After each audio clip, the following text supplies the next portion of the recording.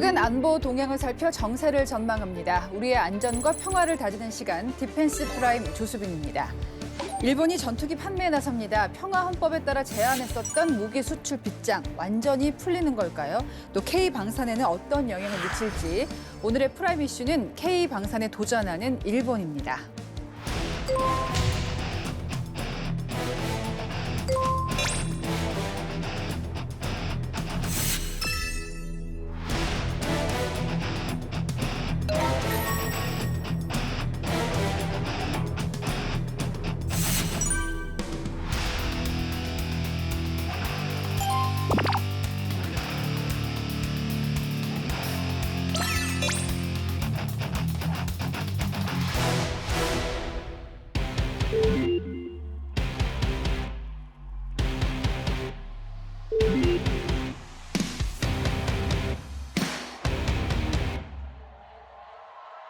네, 최근 일본 방위산업 동향이 심상치가 않습니다. 먼저 전투기부터 짚어볼 텐데요. 영국, 이탈리아와 함께 6세대 전투기 개발을 진행하고 있다. 이 전투기 수출길이 열린 겁니까? 어떻습니까? 아직 개발이 완성되지 않았기 때문에 네. 수출길이 열렸다 이렇게 말씀드릴 수는 없고요.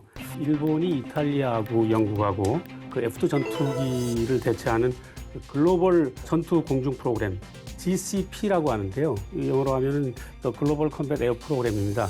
그래서 6세대 전투기를 개발하는데 그 템페스트라고 하거든요. 네. 그래서 2035년까지 개발을 해서 실전 배치하겠다 이렇게 야심찬 계획을 내놓고 있습니다. 그래서 그 일본 정부가 2022년도에 그 이탈리아와 공동으로 6세대 전투기를 개발하겠다고 했을 때는 그 수출이 목적이 아니라고 했었어요. 근데 이 시간이 지나면서 이 기시다 정부 들어서 가지고 6세대 전투기를 본격적으로 이제 수출을 하겠다는 그런 생각을 가지고 나서고 있는데요. 그 일본하고 그 방위 장비 기술 이전 협정을 맺은 나라들이 있습니다. 이게 15개 나라인데 미국, 프랑스, 독일, 호주, 그다음에 UAE, 아랍에미레이트 이런 나라들인데 이런 나라들에 이제 그 수출할 수 있는 길이 열리는 거죠.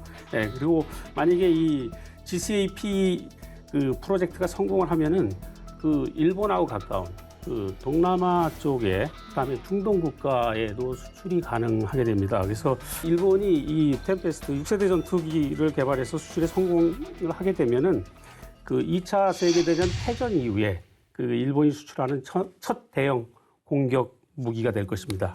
2차 세계대전 이후에 처음으로 공격형 무기를 수출을 한다. 6세대라고 하면 이제 1, 2, 3, 4, 5세대까지 있었다는 거잖아요. 6세대는 뭐가 다른 거예요? 그러니까 5세대 전투기 하면은 네. 이제 F-35, 미국 F-35처럼 스텔스 전투기예요. 거기다 플러스 뭐 하냐면 딥러닝이 이제 AI가 이제 가미가 된 거죠. 그러면서 자체적으로 감시, 결심, 대응을 능력을 갖추면서 이제 전투 수행 능력을 극도화하는 거예요. 그리고 또 거기에다가는 또 이제 방범위를 이렇게 탐지할 수 있는 레이더하고 각종 다양한 센서가 장착되어 있어서 정보를 엄청나게 많은 정보를 쫙 끌어들여요. 끌어들이고 나서 그 AI가 분석해가지고 최적의 대응 방안을 이제 제시를 해주는 거죠. 네. 극정속 미사일, 레이저 무기 이런 것도 장착될 전망이 있고요. 무엇보다 중요한 거는 우리가 이제 TV에서 보게 되면 미국의 검은색 XQ 그 58A라고 발키리라고 있는데 그게 무인 전투기가 있어요. 네. 왜냐하면 이게 인공지능이 탑재되기 때문에 6세 전투기는 로열 윙맨, 휘성스러운 뭐 소호자들 아니면 윙맨들 해가지고 유인 전투기가 있으면 그 앞쪽에 무인 전투기가 같이 협업을 해갖고 전투를 한다는 거예요. 예. 이유는 뭐냐면 뻔하죠. 생존성을 이제 강화하면서 전투 효율성을 극대화하기 위해서 이제 앞에 나가 있는 이런 무인 전투기들이 여러 가지 전투 행동을 하고 이제 마지막에 뒤에 있는 것은 뒤에서 뒤통지 하다가 결정적인 어떤 뭐 전투를 수행한다 이런 개념으로 발전할 수 있는 거죠. 6세대는 그런 특징을 갖고 있다. 저희가 짧게 후루룩 이제 훑어봐야 될 것 같아요. 일본이 왠지 느낌은 자동차도 잘 만들고 이렇게 기술력이 있는 국가지만 말씀하신 대로 이렇게 무기를 만든 지는 좀 됐을 것 같은데 전투기 기술력이 어떻게 발전해 왔습니까? 역사를 후루룩 짚어주신다면. 1910년으로 거슬러 올라갑니다. 그러니까 103년의 그 역사를 그렇게 가지고 되네요. 있습니다. 1910년. 그러니까 1910년 12월에 처음으로 동력 비행에 성공을 했거든요. 네. 그러니까 그 미국의 라이트 형제가 비행기를 첫 그 12초간 동력 비행에 성공한 게 1903년입니다. 그러니까 굉장히 빠르네요. 채 10년도 지나지 않아서 일본은 프랑스하고 독일제 기체를 조립 생산해서 공중에 띄웠던 겁니다. 네. 그래서 그 제2차 세계대전 당시에 그 그 1935년도죠. 그 미쯔비시가 설계한 그 제로센 전투기 너무 유명하죠. 기동성이 강하다 보니까 초기 공중전에서 미국의 그 F4F라는 와일드캣이라는 전투기가 있습니다. 그걸 추풍 낙엽처럼 떨궜죠. 그 이후에 나온 그 F6F 헬캣이나 F4U 콜세어, 요거는 그 무장도 굉장히 강하기 때문에 업그레이드를 해서 예, 탄이 몇 발만 적중하면은 예. 제로센이 떨어지도록 이렇게 설계가 돼 있어요. 그 이런 예. 식으로 발전하다가 예. 패전하면서 못하지 않았습니까? 맞습니다. 항공기 예. 개발을 못했어요. 제 생각에는 우리가 근대사를 다 아는 사람들은 6.25 전쟁 때 왠지 기사회생했을 것 같은데 맞습니까? 맞습니다. 그 6.25 전쟁 발발로 일본 항공업계는 호기를 맞았는데요. 그 1956년 그 중등훈련기 T1의 자체 개발을 추진해 가지고 58년도에 초도 비행에 성공합니다. TX 그 차기 훈련기 사업을 시작을 했습니다. 근데 일본의 또 목적이 또 다른 데 있었어요. 뭐 어디 있었어요? 대외적으로는 훈련기를 만든다고 하지만 네. 사실은 전투기를 만들고 싶은 거였어요. T2라는 초음속 기체가 확보가 되니까 일본은 이것을 근접 지원 임무용 전투기, 이걸 이제 공격기라고 그러는데 이걸로 개수해 가지고 그 F1 지원 전투기를 만듭니다. 네. 결국 목표한 대로 전투기를 만들었어요. 그래서 일본이 이 F1을 만들고 나니까 굉장히 자신감이 붙었어요. 그래서 우리가 엔진 빼고는 못 만들 것이 없다. 그래가지고 그때 의욕적으로 그 F2 전투기를 개발하려고 했는데 미국이 딱 제동을 걸었습니다. 너희들 혼자 못 만든다. 우리랑 공동 개발을 하자. 이렇게 호랑이 키우는 게 될까봐 그런 거겠죠. 예, 아무래도 그런 트라우마가 네, 있겠죠. 예, 그래서 1987년 그 공동 개발 쪽으로 선회를 해서 개발에 들어갔고요. 비록 공동 개발이었지만 그 전투기에 대한 일본의 독자 개발 의지가 매우 강하게 반영됐던 기종입니다. 그래서 전투기는 날개하고 동체하고 이게 붙여서 제작을 하지 않습니까? 그런데 그때 일본이 최초로 도입했던 게 탄소계 복합 소재로다가 일체 성형 복합재 기술을 적용해서 네. F2 전투기 자체가 하나의 덩어리입니다. 예, 그래서 굉장히 기동성도 발휘할 수 있고 효율적이죠. 예, 그래서 훗날 미국은 일본한테 배운 이 일체 성형 복합재 기술을 F-22 전투기 제작에도 적용을 했다고 합니다. 이런 식으로 계속 발전을 해왔다. 예, 이후에 또 F-35 공동 개발에도 참여를 했어요. 네. 그다음에 지금 말씀드린 대로 영국, 이탈리아랑 6세대 전투기 공동 개발 참여까지 하고 있거든요.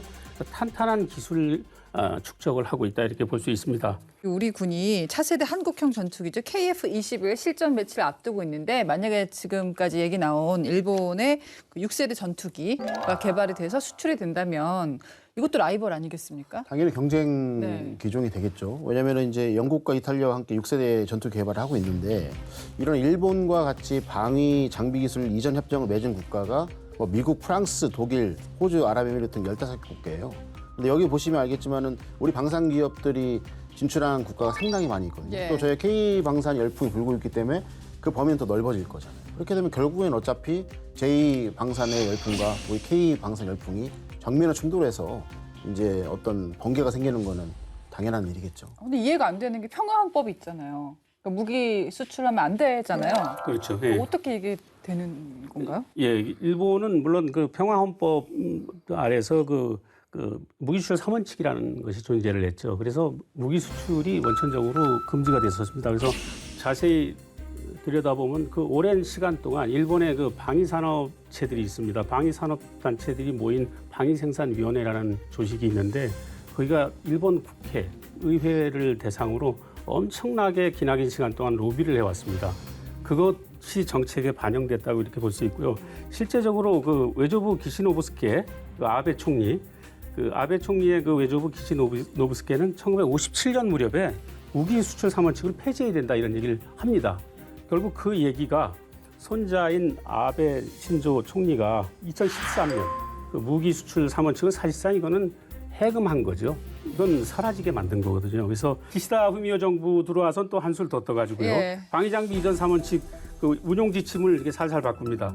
그래서 다른 나라와 개발한 그 완성품 무기의 삼국 수출을 허용한다고 이렇게 예외 조항을 만들었습니다. 그래서 이번에 6세대 전투기 만드는 것도 예.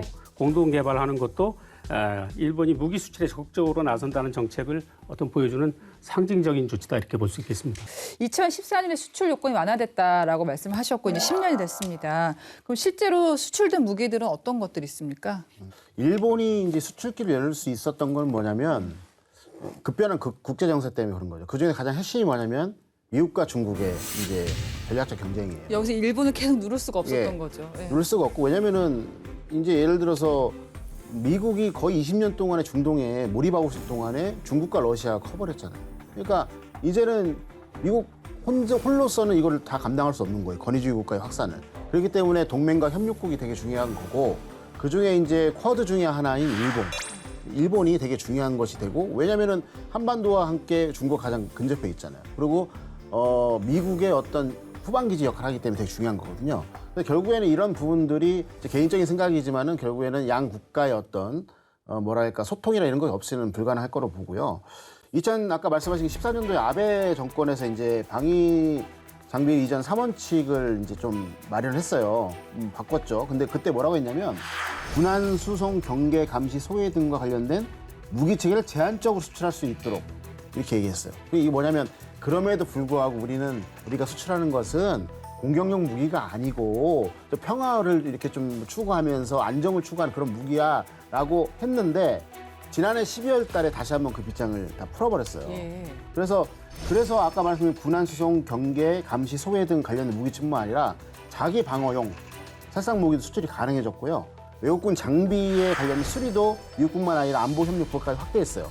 그래서 실제로 보게 되면 23년도 지난 23년 11월 달에 필리핀에 방공 레이더 납품했고요. 그다음에 작년 12월에는 자국에 생산한 패트리어트 3 미사일을 우크라이나에게 지원하기 위해서 미국의 수출 논의가 시작됐어요. 벌써. 그리고 아까 말씀드린 것처럼 6세대 전투기가 공동 개발해 나가고 있는 거죠. 그러니까 사실적으로는 뭐 평화헌법에서 뭐 점진적으로 푸는 걸로 됐지만은 그런 부분들이 어떤 뭐랄까 이 한반도 주변 지정학적 정세 때문에 더 풀려갔고 결국에는 미국과 중국의 파워게임 하에서 이게 거의 풀렸다. 네. 저는 이렇게 보고 있습니다. 미국과 일본이 지난 정상회담에서 군사 협력을 강화하기로 했습니다. 이제 결국에는 이제 말씀하신 것처럼 그거죠. 중국을 견제하기 위해서 미국이 일본한테 무기 수출길을 열어줄 수밖에 없었던 건데 이 비판에 대해서 어떻게 보십니까? 결국은 저는 이게 어떻게 보면 이제 미국의 아주 독특한 정치적인 고려에 의해서 미국이 일본에 뭐 수출도 하게 하고 전투기도 생산하게 한다 이렇게 보고 있거든요. 지난 4월 10일 그 미일 정상회담에서 일본은 그 자국산 T4의 후계기를 같이 공동 개발하기로 했거든요. 근데 이것이 결국은 미국이 어떤 생각으로 이것을 결정을 했느냐, 이건 좀 주목을 해봐야 됩니다. 1995년 무렵에 로키드 마틴하고 미쓰비시 중공업이 F2 지원 전투기를 만들었거든요. 공동 개발했는데 훈련기를 이번에 공동 개발하기로 한 거는 처음 있는 일이었습니다. 그래서 결국은 이 미일의 그 훈련기 공동 개발은 우리나라가 좀 어떻게 보면 굉장히 좀 날벼락을 맞게 될 가능성이 있죠. 그러니까 한국 항공우주산업 카이죠. 카이가 그 P-50 훈련기를 필두로 해서 그 미 훈련기 시장에 이렇게 진출을 하고 있는데 진출을 하려고 하는데 이게 상당한 좀 타격이 예상됩니다. 주일 미군 전투기의 기동력 때문에 지금 한국에서 하고 있는 전투기들도 있잖아요. 정비를. 그거를 일본으로 옮겨서 하겠다는 얘기도 있는데 이런 흐름들이 결국에는 일본 방위 산업에 힘을 실어주는 방향으로 가지 않을까 싶은데요. 이제 지금 계속 언급한 게 뭐냐면 일본의 또 방위 산업의 그런 거를 말씀하시지만은 이 이면은 뭐가 있냐면 일본의 재무장이에요. 일본 같은 경우는 지금 중국과 미국의 전략적 경쟁 안에서 미국이 부족한 부분을 채워주면서 그거를 채워나가고 있는 거예요. 그런데 여기서 또 한 가지 중요한 게 뭐냐면 원래는 이제 대한항공에서 F-16하고 F-15의 이 기종들을 우리나라로 와서 이제 정비를 받고 다시 이렇게 일본으로 가고 있었는데 이거를 정비 체계를 통합시켜 버린 거예요. 일본으로요. 니혼게이 자이 신문에서 뭐라고 했냐면 정비를 일본에서 하게 되면서 시간을 단축할 수 있고 전투의 기동적 운영이 가능해요. 그러니까 시간을 단축하면서 어떤 전투 준비 태세를 갖출 수 있다는 거예요. 그러면서 일본이 그것을 하기 때문에 방위 산업의 파이가 늘어난다라고 명확하게 얘기를 하고 있어요. 그러면은 왜 한국에서 하고 있는 기종을 일본으로 넘겨서 했을까라고 우리 고민을 좀 해봐야 되는 거잖아요. 왜 그런 거예요? 가장 중요한 건 뭐냐면 실질적으로 미국의 안보 동맹 그다음에 미국의 안보 협약체에 직접적으로 들어오 있는 나라는 일본이에요. 우리가 아니라 예, 우리가 아니에요. 일본이에요. 그리고 일본은 정통적으로 우리 그 미국의 이제 인도태평양 일대에 있는 미군의 후방기지 역할을 해왔어요. 해왔기 때문에 여기다 끌어모으는 거예요. 사실 이제 그 2022년 2월 24일 이후부터 지금 이제 첨예하게 대두되고 있는 위협이 드론 위협이잖아요. 얼마 전에 보면 4월 중순경에는 이란이 이제 이스라엘을 예를 탄도미사일, 장거리 자폭드론 등등을 해가지고 뭐 순항미사일까지 섞어 쏘기로 했잖아요. 네. 그런 어떤 부분에 대해서 이제 드론 위협이 고조화됐다면 전 세계적으로요. 그래서 작년 12월 같은 경우에는 미 해군이 이제 울산 지역에 들어와서 이제 저희한테 MRO, 그러니까 정비를 맡기기 위해서 했는데 결국엔 우리가 이제 그게 지연되고 있는 게 저번에 말씀드린 것처럼 되드론 체계가 없었던 거예요. 마찬가지죠. 저희도 이제 그 부산 일대에 있는 대한항공도 마찬가지 되드론 체계가 전술적 수준에 돼 있을 수 있지만은 결국에는 국가 전략 차원에서 안 돼 있기 때문에 얘네는 전력을 보존하는 차원에서 경제적인 측면, 전략적 측면을 고려해서 다 이렇게 하나로 통합하는 수순을 가는 거죠. 계속 가슴이 답답해오는 이야기를 하는데 좀 경제적으로 조금 포커스를 좀 바꿔볼게요. 이제 안보에서 경제로. 미국의 로키드 마틴이 아시아 총괄 거점을 싱가포르에 있었는데 일본으로 옮겼습니다. 영국의 BAE 시스템스도 같은 계획을 갖고 있는데요. 이게 일본 방산 시장에 경제적으로 미치는 영향이 상당히 클 것 같은데 어떻습니까? 네, 맞습니다. 그 말씀하신 대로 BAE 시스템도 있고 그다음에 뭐 로키드 마틴, 그 S3 해리스, 탈레스, 뭐 미국, 프랑스, 영국 이런 나라들이 전부 다 지금 일본에 사무소를 좀 두고 있거든요. 그 해외 기업 입장에서는 일본에 거점을 마련할 경우에는 어떤 이점이 있느냐?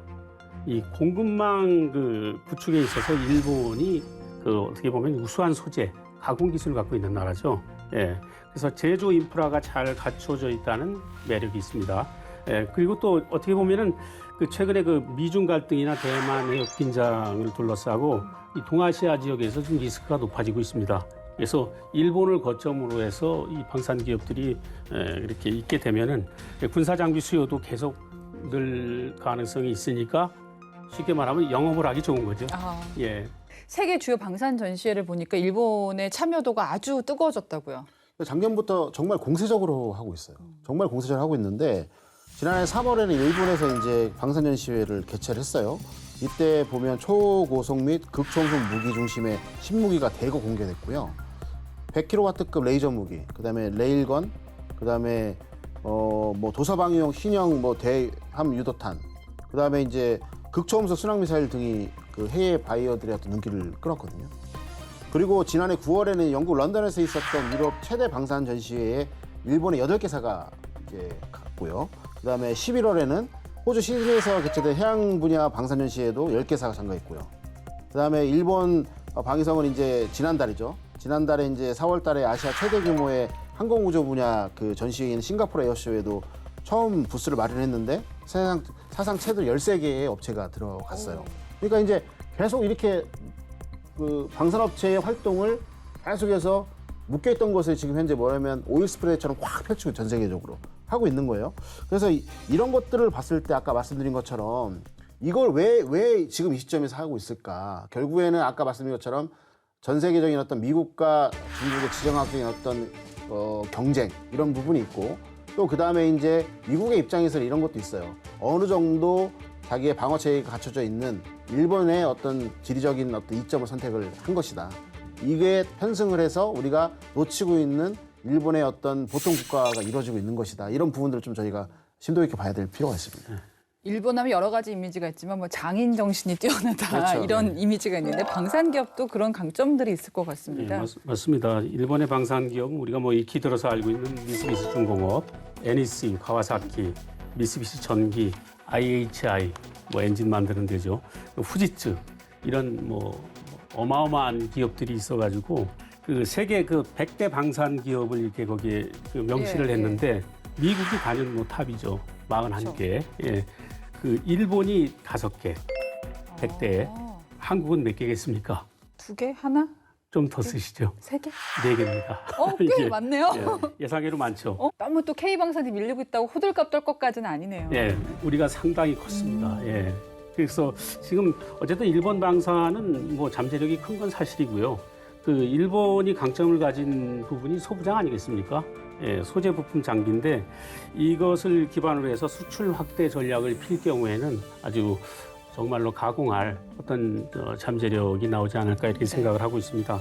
그 일본은 보면은 저기 그 방산에서 스피논 현상이 나타나고 있어요. 그래서 민간 기술이 이제 군으로 넘어오는 건데요. 그래서 일본의 민수행 분야에서 가장 중요한 게 정밀 렌즈 분야죠. 이제 기지 경비에 활용하는 렌즈가 될 수 있는데, 그다음에 그 함정의 항법 장비, 그 후르노 레이더라는 데서 좀 제작을 하고 있습니다. 그다음에 공격용 드론의 부품, 그래서 세르보 모터라는 건데, 이 속도 조절하는 모터입니다.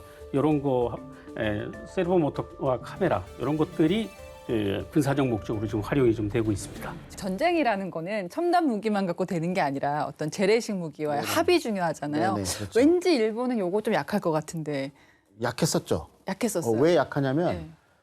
평화 헌법 때문에 공개적으로 만들 수도 없었고요. 그러니까, 예. 수출할 수도 없어요. 근데 무기 체계가 단단해지려면은 외부의 피드백을 받아야 돼요. 데이터가 쌓여야 돼요. 예, 이걸 써온 사람들이 이게 좋더라 뭐더라 얘기를 들어야 돼. 그걸 못 한 거예요. 그러니까 이제 일본 열도 안에서만 최적화되어 있는 어떤 스타일이 나온 거고 가격도 비싸요.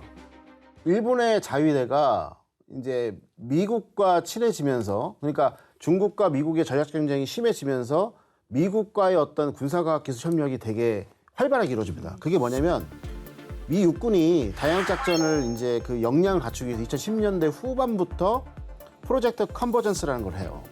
이게 이제 프로젝트 융복합인데, 이게 뭐냐면은 미 육군이 다양한 작전에 필요한 중점 전력 6가지, 빅6 옛날에 말씀드렸죠. 그게 뭐냐면은 장거리 정밀 화력, 차세 전투 차량, 미래 수직 이착륙기, 육군 네트워크, 공중 미사일 방어, 전투원 치명성, 이런 것들을 빅6라고 하는데, 이 프로젝트 컨버전스는 뭐냐면 기존 체계가 있잖아요. 그리고 이런 것들이 개발되게 되면 이게 서로 잘 융화와 복합이 되느냐, 상호 운용성을 전투 실험하는 어떤 그런 플랫폼이에요.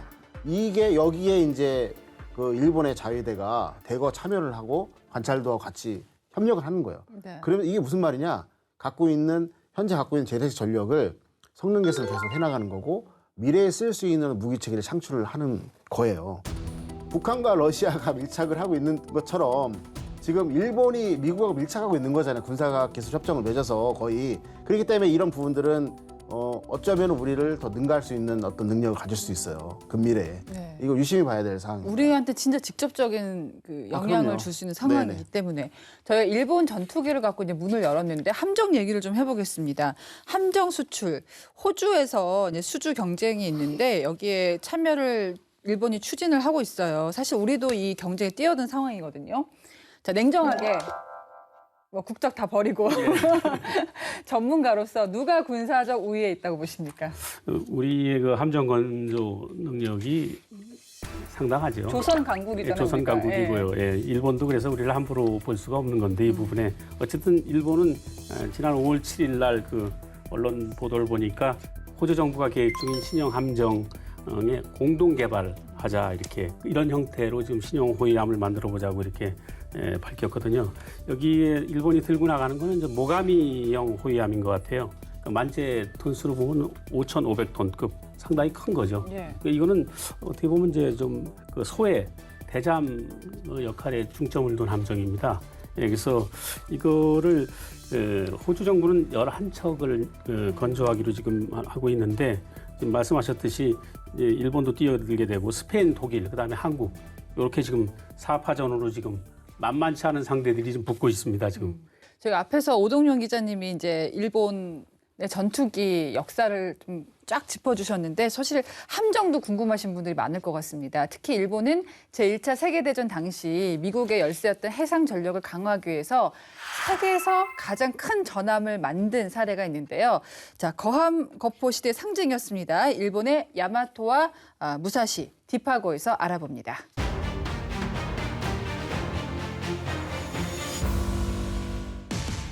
(1974년) 첫 방영 후 우리나라에서도 인기를 모은 일본 애니메이션이 있죠. 우주전함 야마토인데요. 외계인의 공격으로 지구가 위기에 처하자 최후의 희망인 우주전함 야마토가 출격해 지구를 구한다는 내용입니다. 이 애니메이션에 등장하는 야마토 전함, 과거 일본 제국 해군이 건조한 세계 최대의 전함이었죠. 하지만 지구를 구한다는 애니메이션의 내용과는 달리 실제 야마토 전함은 그럴듯한 전과 한번 올리지 못하고 허무하게 침몰해 버리고 말았습니다. 그 이유는 무엇이었을까요? 1941년 12월 16일 지금껏 본 적 없었던 거대한 전함이 일본 히로시마현 앞바다의 모습을 드러냅니다. 비밀리에 건조된 일본 제국 해군의 야심작 전함 야마토였죠. 제1차 세계대전 당시 지금의 핵무기와 같이 막강한 힘을 자랑한 무기는 전함이었습니다. 세계 열강들은 더 큰 배수량의 대구경 함포를 자랑하는 대형 전함 건조에 열을 올렸죠. 이렇게 극단으로 치닫던 거함거포 경쟁은 워싱턴 해군 군축조약과 런던 해군 군축조약으로 일단 멈출 수 있었는데요. 하지만 이를 못마땅하게 여긴 일본은 군축조약을 탈퇴하고 모든 기술력을 끌어모아 사상 최대 규모의 야마토급 전함을 건조합니다. 이를 위해 일본은 당시 GDP의 1%에 해당하는 막대한 비용을 투입합니다. 한 척의 건조비가 오늘날 기준으로 약 1조엔에 달했고 일본 경제에 많은 부담을 주게 되는데요. 결국 애초 8척을 건조하겠다는 계획은 무산됐고 2척만 완성하게 됩니다. 그렇게 세상에 나오게 된 전함이 바로 1번함 야마토와 2번함 무사시입니다. 야마토급 전함은 길이 263m, 폭 39m, 만재 배수량이 72,800톤에 달했고 함포 중 최대 구경인 460mm 주포 9문을 장착했습니다. 주포의 포탄 무게만 1.36톤, 그 사거리는 42km에 달했죠. 당시 최대 규모 전함이었던 미국 아이오와급 전함은 만재 배수량 약 45,000톤에 주포 구경이 400mm였고 독일의 비스마르크급 전함은 만재 배수량 약 59,900톤에 380mm 구경의 주포를 장착하고 있었으니 야마토 전함이 얼마나 큰 덩치를 자랑했는지 아시겠죠? 일본은 비장의 무기인 야마토와 무사시 전함으로 미국과의 결전에서 승리하고 세계를 제패할 꿈에 부풀어 있었는데요. 과연 그 야망은 이루어졌을까요? 전함 야마토의 첫 참전은 1942년 미드웨이 해전이었습니다. 하지만 이때는 전투에 직접 참여하지는 않고 기함 역할만 수행해야 했죠. 이후 1944년 필리핀 전투에서 처음으로 함포를 발사했지만 여기에서도 그럴듯한 전과는 올리지 못했습니다. 사실 야마토와 무사시는 주로 항구에 정박해 있는 날이 많았습니다. 취약한 성능 탓이었는데요.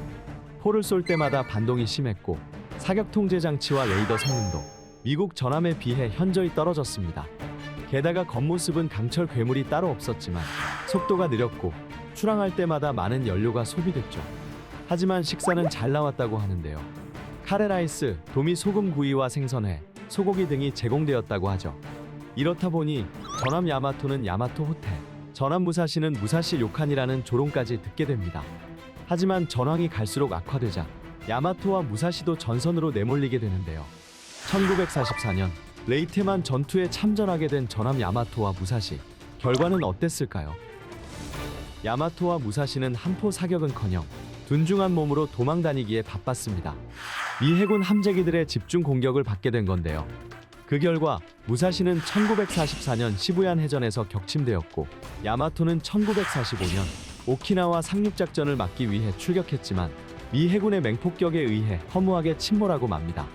항공모함이 해전의 주인공으로 떠오르며 전함은 더 이상 설 자리를 잃게 되었고 거함거포주의 시대는 시작과 동시에 종언을 고했죠.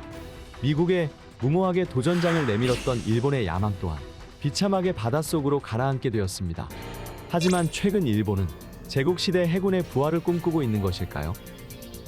2000년대 중반부터 호위함인 이즈모와 카가함을 전투기 운용이 가능한 항공모함으로 개조하고 있는데요.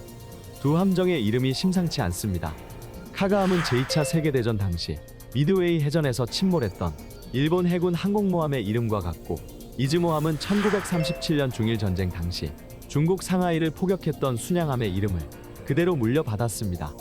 일본 제국주의의 상징, 전함 야마토와 무사시의 잔해는 바다 깊숙한 곳에 잠들어 있지만 제국의 위용을 온 바다에 떨치려 했던 일본의 야망은 조금씩 깨어나고 있는 것일까요? 지금까지 딥하고였습니다. 야, 저도 이제 처음 알았습니다. 일본이 항공모함을 처음으로 제작한 나라다. 야, 이게 지금까지 어떻게 보면은 방위 산업의 발판을 만드는 계기가 됐겠네요. 뭐 20세기 초에 일본의 야욕과 그다음에 6.25 전쟁이 만들어내는 결과라고 저는 볼 수 있거든요. 20세기 초에 이제 식민지를 확장하기 위해서 이제 제국주의 확장이었죠. 그래서 일본의 입장에서는 이제 군비를 많이 지출할 수밖에 없는 것이었고요. 실제로 20세기 초에는 일본 전체 예산 중에 이제 20에 40%가 이제 국방비였고요. 그다음에 이제 30년대 말에는 70% 이상으로 급증하고 2차 세계대전 끝나기 직전인 1944년에는 거의 86%에 달했어요. 엄청난 거죠. 결국에는 전쟁을 하기 위한 나라였던 거예요. 실제로 그랬고요. 그리고 이제 이런 어떤 군비 증강을 통해 갖고 1941년부터는 이제 연간 항공기는 3,500대, 전차는 1,000대, 함정 80만 톤 이상을 생산할 수 있는 방위 능력을 갖춘 그런 산업 능력을 갖춘 나라로 이제 발돋움하게 된 거예요. 그래서 아까 말씀드린 것처럼 뭐 제로선 전투기, 그다음에 이제 야마토 전함 등이 이제 거의 미국과 영국과 이제 거의 동등한 수준의 어떤 전력을 갖게 된 거죠. 그런데 이제 2차 세계대전 끝난 다음에 포츠담 선언 때문에 이제 무장 해제를 해야 되잖아요. 네. 그러면서 이제 군수 공장이 다 이제 민수 공장으로 바뀌는 어떤 그 조치가 치러져요. 그런데 뭐가 오죠? 미소의 냉전이 1947년 이 정도부터 네. 본격화 되고 1950년도에 6.25 전쟁이 발발하니까 여기에 후방기지 역할하는 일본이 물 만난 다시 거죠. 재무장하게 된 거예요. 그렇죠. 그래서 이제 다시 민수화되고 있는 것들이 다 군수화로 또 바뀌게 돼요. 이게. 그래서 이런 것들이 봤을 때 20세기 초부터 지금까지 한 번도 여기에 있는 군수 라인이 멈춰선 적이 없다. 예, 그런 것들이 얼마나 많은 하면 그렇죠. 가동할 일이 그리고 또 생기고. 거기에다 뭐가 생기죠? 네. 미국의 기술력이 또 들어가는 거예요. 그렇죠. 계속요. 같이 있으면서. 그러니까 이게 몇 년입니까? 지금 100년이 넘었잖아요. 그러면 여기에 쌓인 엄청난 데이터와 노하우. 이게 지금 현재 제2방산의 어떤 기초가 된 것이죠. 네. 자, 일본이 지금 해상 전력을 강화하고 있는데요. 경항모로 개조 작업을 하고 있는 함정이 있습니다. 이름이 약간 기분이 안 좋아요. 카가함. 요게 보니까 2차 세계대전 당시에 일본 해군 항모 이름이 카가함이었어요. 예. 이게 우연인가요?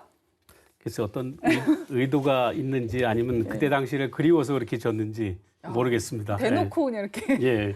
근데 어쨌든 일본이 경항모를 건설을 하는 이유는 한 두 가지 이유가 있다고 보는데요.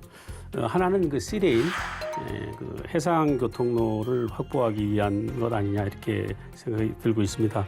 지금 어떻게 보면 동중국해 등에서 그 중국의 위협이 지금 가속화되고 있는 이런 상황에서 그 시레인 확보가 일본 측면에서는 굉장히 좀 중요하고요. 그다음에 두 번째로 그 미일 연합작전용으로 이 항모가 필요하다는 겁니다. 경항모가. 그러니까 이 미국 입장에서는 대만 사태를 신경을 안 쓸 수가 없거든요. 대만 사태에 신경 쓰다 보면 한반도 문제가 있습니다. 그러니까 한반도 문제는 한국이 커버하더라도 중국을 상대하기 위해서는 일본을 끌고 들어가야 됩니다.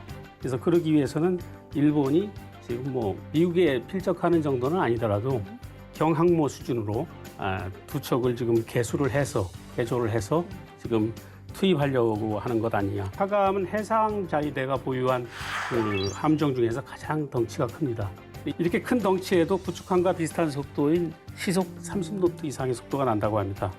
근데 여기서 중요한 거는 이 카가의 스텔스 전투기인 F-35B를 이착함시킬 수 있다는 겁니다. 예. 그래서 그걸 위해서 지금 갑판 내열 처리를 하고 있는데요. 그 내열성 강화하고 뱃머리를 좀 사각형으로 바꾸는 그런 개수 작업을 지금 하고 있죠. 그래서 이 카가함은 그동안 헬기 14척을 실었는데 이렇게 개수를 통해 가지고 이제 F-35B를 이제 운영을 하게 됩니다. 카가함과 F-35는 앞으로 동중국해에서 그 중국의 수상 전력을 견제하는 게임 체인저가 될 수 있다 이렇게 볼 수가 있습니다. 그래서 일본은 지금 2024년 회계년도에 F-35B 전투기 7대를 살 수 있도록 그 예산을 편성을 해놨는데 F-35B 전투기를 일본은 42대를 살려고 합니다. 일본은 미 해국 해병대를 시작으로 영국, 이탈리아 이렇게 네 번째로 F-35 그 스로틀 전투기를 운영하는 국가가 됐거든요. 우리나라는 F-35B가 없습니다. 예. 그래서 앞서 그 일본 항공자위대는 공군용 F-35A를 105대를 사기로 했죠. 그리고 F-35AB 전투기를 합치면 운용 대수가 147대예요. 네. 예. 그래서 2030년 중후반이면 미국에 이어서 세계 두 번째로 F-35라는 5세대 전투기 운용 국가가 될 전망입니다. 그러니까 일본이 이렇게 보통 국가화되는 움직임, 일각에서는 호들갑이라는 얘기도 있지만 아무리 봐도 합리적인 의심이 되는 게 일본이 2022년 12월 적 미사일 기지에 대한 공격 능력을 의미하는 반격 능력을 보유하고 장거리 미사일 전력을 향상한다는 내용, 그리고 5년간 방위비를 2배로 증액한다는 안보 관련 3대 문서를 개정을 했습니다. 우연이 아닌 것 같아요. 우연이 아닌 것 같고요. 예. 잘 생각해 보시면은 지금까지 저희가 일본이 갑자기 방위 산업이 확 이렇게 확장되고 있다. 언제부터였냐면 작년부터였거든요. 그리고 이런 방위 산업이 확장되게 된 어떤 기틀이 마련된 게 22년도 10월에 기시다 내각에서 이제 그 타국에 위치한 우리 안보를 위협하는 위협의 원점을 타격할 수 있는 어떤 능력 보유하겠다는 3대 안보 문서를 개정한 때가 22년도 말이에요. 예. 이걸 어떻게 봐야 되냐면 이게 우크라이나 러시아 전쟁하고 연계해서 봐야 된다. 우크라이나 전쟁이 2022년 2월 24일 날 발발을 했잖아요. 하고 나서 이게 계속해서 이제 미국은 중국과의 전략적 전쟁을 해야 되고 또 이란 이슈도 있고 또 이스라엘 이슈도 있고 그 와중에 22년 초부터 우크라이나 러시아 전쟁을 하다 보니까 이게 힘이 다 분산된 거예요. 예. 그리고 이제 그럼에도 불구하고 미국의 입장에서는 내가 갖고 있는 패권이라든 영향력을 놓치기 싫은 거예요. 그러면서 찾은 것이 일본. 우방국이고 일본은 어떤 특징이 있냐면 생산 제조 플랫폼 플러스의 소부장에 관련된 능력을 같이 갖고 있는 나라예요. 중국과의 어떤 전략 경쟁에서 어떤 함정이 있어요. 비행기가 있어요. 이게 무슨 문제가 있어. 미국 본토까지 갔다가 올 수 없잖아요. 근데 일본을 딱 보니까 이거를 수리할 수 있는 능력도 있고 소부장도 있고 생산 제조 플랫폼도 있어. 그리고 여태까지 역사적으로 미군의 어떤 전략적인 어떤 후방기 역할을 했어. 그러니까 여기 매력적인 걸 보이는 거예요. 이걸 딱 활용해서 기시다 정부부터 이때다 한 거죠. 야, 이걸 통해 가지고 우리가 다시 방산도 하는데 이거에 대한 어떤 뭐랄까 정당성은 뭐야? 미국이 중국과 경쟁을 하는데 우리는 일조한다. 왜? 그것이 세계 평화를 지키는 것이니까. 이거에 편성을 하는 거예요. 그러니까 야금야금 몰래 이렇게 해서 보통 군사화로 지금 시켜 나가고 있는 것이죠. 근데 그거를 누구도 뭐라고 할 수가 없어요, 지금요. 저희가 워낙 이제 뭐 일본의 보통 국가화에 대해서는 할 얘기가 진짜 많을 것 같아요. 요거 저는 여쭤보고 싶어요. 아까 일본이 용어를 상당히 조심한다, 희한하게 쓴다라는 말씀이 맞습니다. 이제 말 중에 나왔는데 반격 능력. 반격이라는 것은 사실은 공격을 받은 다음에 우리가 하겠다는 얘기이기도 하지만 단순히 방어 능력보다는 좀 더 나간 용어 같아요. 예, 이거를 네. 저 원래는 적기지 공격 능력이라는 거 썼다가 네. 공격자가 들어가니까 이게 전수방어하고 평화헌법에 위배된다고 이렇게 생각을 한 거예요. 그러니까 그런 거에 신경 쓰니까 반격 능력이라고 바꾸면서 요거에 대한 대세를 또 하기 시작했습니다. 그래서 반격을 하려면 이제 장거리 그 타격 수단이 있어야죠. 장거리 미사일이 있어야 되는데 일본이 지금 12식 지대함 미사일하고 미국의 토마호크 미사일이 있습니다. 그래서 차세대 장거리 미사일하고 그다음 장거리 미사일 무기 체계를 이제 도입할 그 계획을 좀 세우고 있는데요.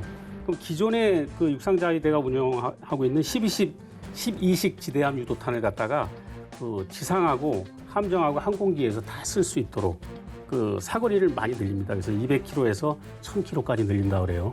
예, 그래서 이거를 2026년부터 우선 지상에 우선 배치를 할 계획이고요. 2026년이니까 아직 시간이 남았지 않습니까? 네. 그때 공백은 뭘로 메우냐면 토마호크 미사일. 이건 사정거리가 1600km인데 요거를 400기를 그 미국으로부터 도입해서 해결하자. 이렇게 지금 얘기를 하고 있습니다. 그래서 이렇게 되면 일본의 그 핵 능력은 뭐 보통 6개월 이내에 그 핵무기를 만들 수 있다 이렇게 우리가 얘기하고 있지 않습니까? 이런 일본이 어떤 이렇게 장거리 투발 수단 미사일을 갖게 된다는 거는 그 굉장히 좀 위협적이라고 볼 수가 있죠. 예. 근데 이거 미국이 그 미일 동맹을 격상한 배경은 아무래도 그 남중국해하고 대만하고 이쪽 동중국해 쪽에 그 한반도 유사시에 그 대처 능력이 좀 떨어지기 때문에 그렇습니다. 현재 지금 뭐 잘 아시다시피 그 러시아 우크라이나 전쟁이 벌어지고 있고 이스라엘 하마스 분쟁이 또 벌어지고 있지 않습니까? 미국이 두 개의 전장에 지금 관여를 하고 있는데 지금 한반도나 대만이나 어디서 지금 유사 사태가 나면은 미국은 감당하기 어렵죠. 그래서 원래 두 개 전선 전략을 미국은 갖고 있었는데 2018년 국가 전략에서 바꿨어요. 원 플러스 전선 전략이에요. 예. 그러니까 그 두 개 전쟁에 관여하지는 못하겠다. 대신 이제 다른 나라에 어떤 그런 임무를 대신 좀 부여하겠다 이런 뜻이거든요. 그러니까 그 공백을 일본한테 지금 동북아 지역에서는 좀 맡기는 것이 아닌가. 결과적으로 일본의 그 보통 국가와 일본의 전력 증강은 역설적으로 미국을 매개로 하면은 그 한반도 안보에는 도움이 됩니다. 그걸 우리가 적극적으로 활용해야 되는데 바로 그게 말씀드린 그 캠프 데이비드에서 소위 캠프 데이비드 정신이라고 하는 거, 이런 공동 성명을 통해서 3자 안보 협력 체제를 다졌고 여러 가지 안보 사안들을 논의할 수 있지 않을까 이렇게 생각이 됩니다. 그래서 지난 5월 27일 북한의 그 첩보위성 발사 실패했습니다만 그 중계 상황도 제가 실시간으로 되는 걸 보고 한미일 그 끈끈하다. 미사일 경보 그 체제가 실시간으로 잘 공유되고 있구나 그걸 느낄 수가 있었습니다. 우리가 이제 제2방사 어쨌든 대응을 해야 되잖아요. 싸운다는 게 대응을 해야 되잖아요. 어떤 방향으로 가야 된다고 보십니까? 격돌하면 안 되고요. 네. 갈라치기하고 이제 편승 전략으로 가야 돼요. 교란 작전인가요? 아니죠. 뭐냐면은 갈라치기라는 것은 우리 강점을 살리자는 거죠. 아, 우리 강점 같은 경우 뭐냐면 우리는 패키지로 주잖아요. 무기체계도 줄 거고 그 센터도 만들어 줄 거고 MRO도 해줄 거고 교육 인력 다 줄 거야 라고 하는 그것을 저희가 우리의 강점을 더 치고 나가야 돼요.